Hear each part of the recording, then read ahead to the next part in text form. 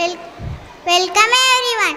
Story Sharing is caring. Once upon a time there was a miser named Harry. He never shared anything with anyone. One day he was walking through a street.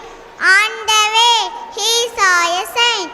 Saint was offered food in his hand.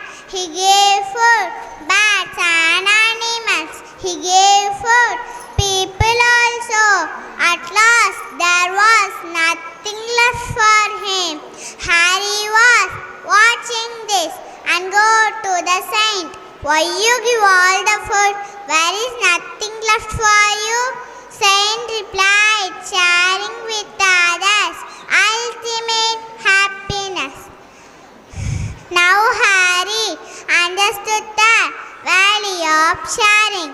Moral: sharing with others